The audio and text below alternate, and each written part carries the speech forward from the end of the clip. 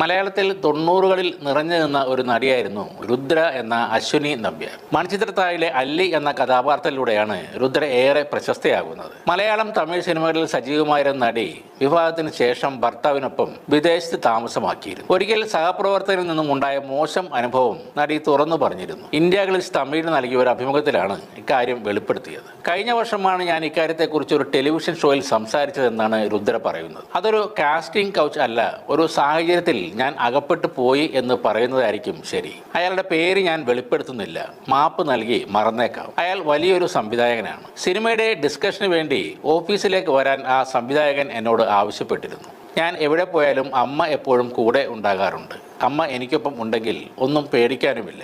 അന്ന് സുഖമില്ലാത്തതിനാൽ അമ്മയ്ക്ക് എൻ്റെ കൂടെ വരാൻ കഴിഞ്ഞില്ല. കോസ്റ്റ്യൂം ഡിസ്കഷന് വേണ്ടിയോ മറ്റോ ആണ് സംവിധായകൻ എന്നെ ഓഫീസിലേക്ക് വിളിപ്പിച്ചത്. ആ സിനിമയിൽ എൻ്റെ ഹെയർ ഡ്രസ്സറായിരുന്ന സ്ത്രീക്കൊപ്പമാണ് ഞാൻ പോയത്. ഓഫീസും അപ്പാർട്ട്മെൻറ്റും ചേർന്ന ഒരു കെട്ടിടമായിരുന്നു അയാളുടേത്. അപ്പാർട്ട്മെൻറ്റിലേക്ക് ചെല്ലാൻ ആവശ്യപ്പെട്ടപ്പോൾ ഹെയർ ഡ്രസ്സറായിരുന്ന സ്ത്രീയെ കൂടെ വിളിച്ചു. എനിക്ക് വരാൻ പറ്റില്ല, നിങ്ങൾ പോകൂ എന്നാണ് അവർ പറഞ്ഞത്. ഞാൻ അന്ന് ടീനേജറാണ്. അങ്ങനെ ആ സംവിധായകൻ്റെ മുറിയുടെ അരികിലെത്തി. അവിടെ പക്ഷേ ആരും ഉണ്ടായിരുന്നില്ല.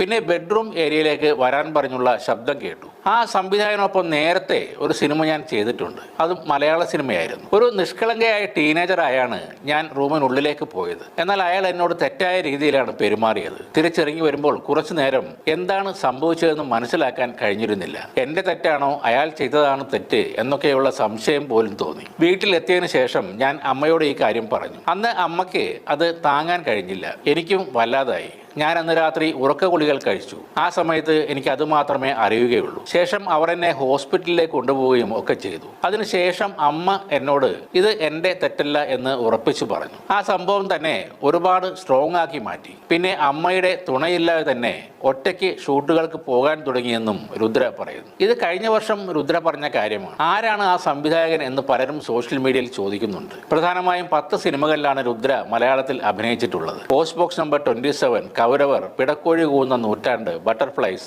ശശിനാസ്, ആയുഷ്കാലം, മണിച്ചിത്രത്താഴ്, ധ്രുവം, പവിത്രം, കുടുംബക്കോടതി. ഇതാണ് ആ ചിത്രങ്ങൾ. നേരത്തെയും ആ സംവിധായകന്റെ സിനിമകളിൽ അഭിനയിച്ചിട്ടുണ്ടെന്നും രുദ്ര പറയുന്നുണ്ട്. 2 വീതം ചിത്രങ്ങൾ രുദ്ര അഭിനയിച്ചത് 2 സംവിധായകരുടെ കൂടെയാണ്. ഒന്ന് ജോഷി, 2 വിജി തമ്പി.